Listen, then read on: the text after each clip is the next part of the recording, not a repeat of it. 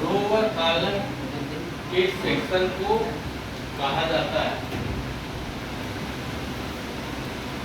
पहला है शीट, दूसरा है रो, तीसरा है सेल, चौथा है नल। क्या कहेंगे? Cell, correct. दूसरा क्वेश्चन देखिए, एक्सेल में फार्मूले की शुरुआत होती है प्लस से, एट द रेट से, हैश से या नल? प्लस। क्या होगा करेक्ट यहाँ पे? इक्वल टू, इक्वल होगा, इक्वल से होगा, ठीक है? यहाँ पे हो जाएगा इक्वल, बराबर। नेक्स्ट है, एक्सेल में अधिकतम कॉलम की संख्या है? 10, 48, 500। 10, 48, 573। और रो की? रो की हाँ 10, 16,384। हाँ, ये है 10,48,573।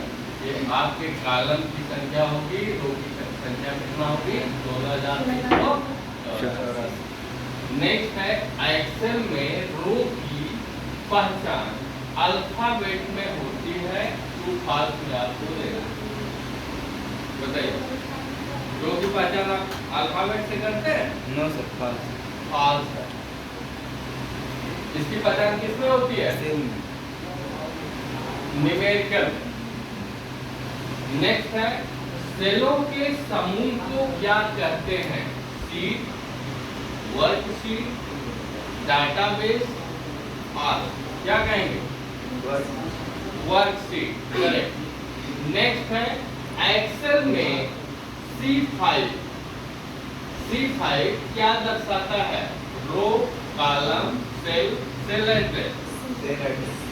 सेल एड्रेस, क्योंकि हर सेल का एक एड्रेस होता है। C5 का मतलब हुआ कि C कॉलम में 5वां रो, ठीक, वही उसका सेल एड्रेस हुआ। नेक्स्ट है, एक्सेल सक्रिय सेल में लिखे अक्षर का पता कहाँ दिखाई देता है? जो एक्टिव आपका सेल है एक्सेल प्रोग्राम में, उसमें हम कुछ भी अगर एंट्री कर रहे हैं तो उसका हम कहाँ पे कर रहे हैं, किस सेल में कर रहे हैं, इसका एड्रेस हमको कहाँ दिखाई देता है? फार्मूला बार में, नेम बॉक्स में, सेल रेंज में, नन। फार्मूला में।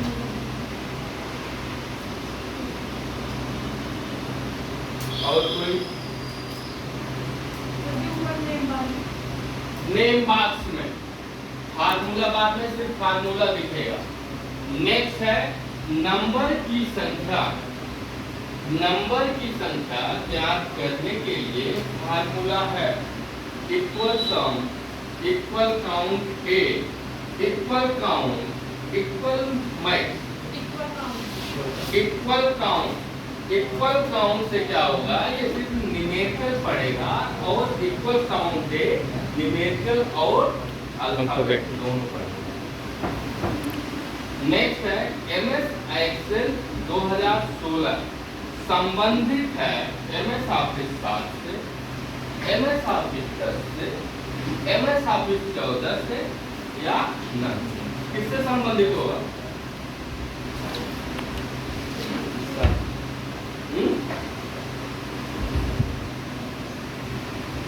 अगर आपका माइक्रोसॉफ्ट एक्सेल का वर्जन 2016 है तो MS ऑफिस कौन सा होना चाहिए?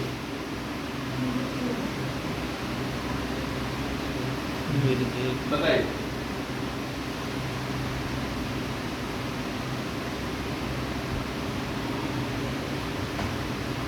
इस समय जो आप MS ऑफिस कर रहे हो कौन सा? 7। MS ऑफिस 2007 कर रहे हो, एक्सेल कौन सा मिलता है? MS एक्सेल कौन सा मिलता है आपको? अगर MS ऑफिस 2007 है, MS एक्सेल क्या होगा? 7 होगा। तो यहाँ पे कह रहा है MS एक्सेल 16 है, तो MS ऑफिस क्या होगा? 16।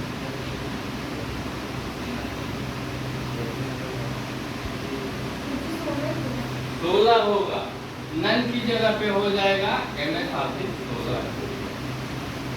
नेक्स्ट है MS एक्सेल 2016 में सेलों की संख्या 17,869,184 नहीं हो सकती। टू या क्या हो? टू हाल।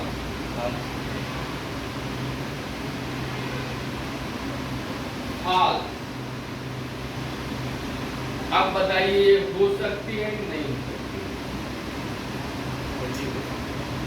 हो सकती हो सकती है, ठीक है। ये करेक्ट है, निगेटिव सेंटेंस हटा देंगे तो ये करेक्ट हो जाएगा। नेक्स्ट है लीजेंड का संबंध है। लीजेंड आप लोग जानते हो? नहीं, लड़कियां कम जानती हो। आप लोग चार्ट बनाए हो हाई स्कूल में? चार्ट पढ़ाया गया है? जब हम चार्ट बनाते हैं उसमें उसका जो है लीजेंड बनता है। लीजेंड का मतलब वो संकेत। जैसे मान लीजिए हमको 5 साल का या 10 साल का चार्ट बनाना है टेबल के हिसाब से, तो अलग अलग शब्द का या अलग अलग नेम का अलग अलग कलर का इंडिकेशन होता है, संकेत होता है। कोई रेड में होगा, कोई ब्लू में होगा, कोई ग्रीन में होगा, कोई अदर कलर में हो सकता है। उसका जो इंडिकेशन हमको मिलता है, संकेत, उसी को हम कहते हैं लीजेंड।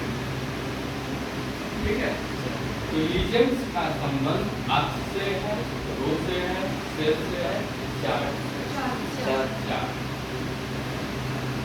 वाई अक्ष ये भी चार्ट से ही संबंधित है। आपको MS वर्ड में भी चार्ट मिला है और एक्सेल में भी मिला है। वाई अक्ष क्षैतिज होता है। बताइए, क्षैतिज होता है या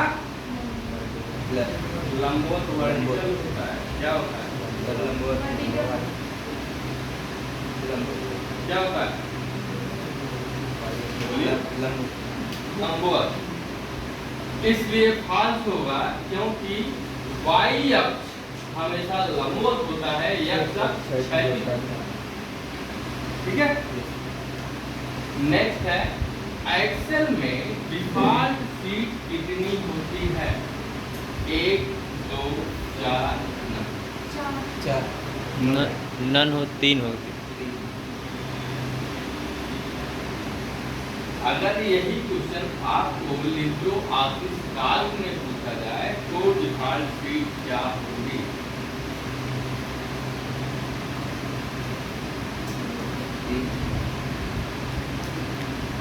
एक्सेल में आपका है 3, नन की जगह पे, काल्क में है 1। ठीक।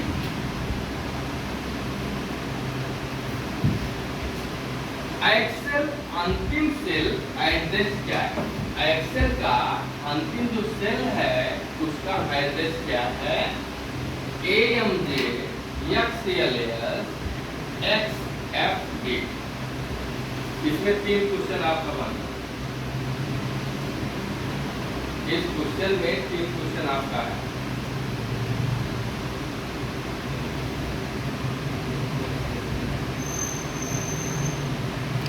XLS क्या है? एक्सेल का फाइल एक्सटेंशन। AMJ क्या है? काल का आखिरी सेल एड्रेस है, काल का। XFD जो है ये आपका एक्सेल का अंतिम सेल एड्रेस है। ठीक है। एक्सेल का पूछता है तो XFD, काल का पूछता है AMJ और एक्सटेंशन पूछता है XLF। ठीक।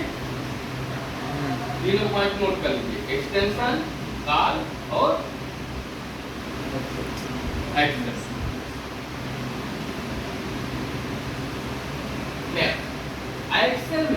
अधिकतम सीट हो सकती है 10,000, 10,48,575, 32,000 SD पर डिपेंड। क्या होगा? 10,11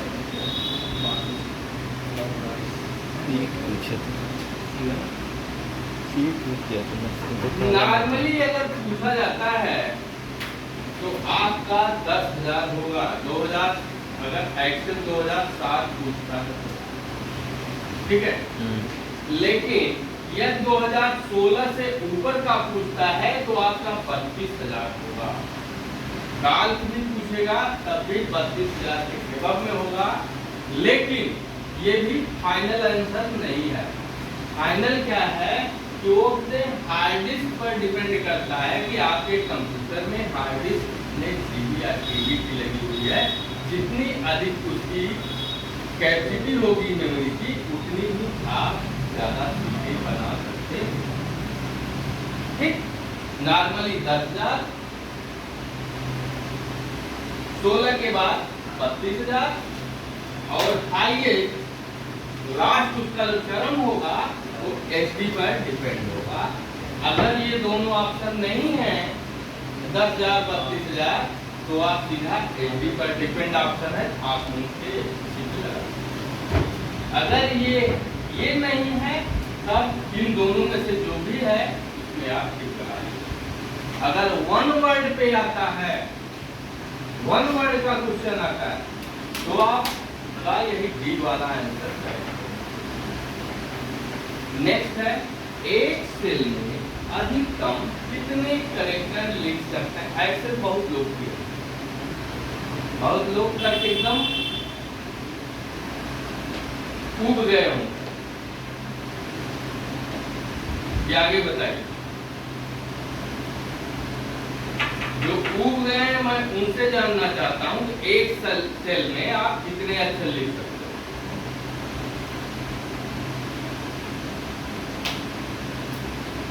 पहला ऑप्शन है 32,767, दूसरा है 1,024, तीसरा है 255, चौथा है 6। बताइए क्या होगा?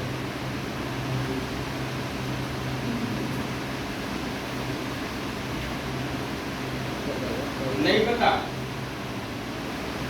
32,767।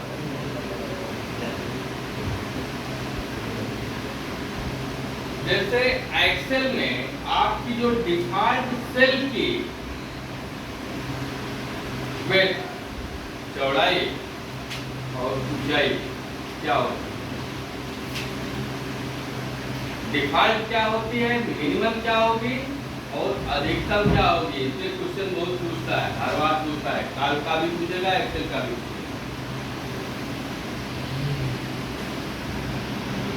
लास्ट क्वेश्चन है, एक्सेल में D1 प्लस D2 का मान क्या होगा? D3 होगा, D1 होगा, D2 होगा या 0 होगा? क्या होगा? तेज बोलो। D3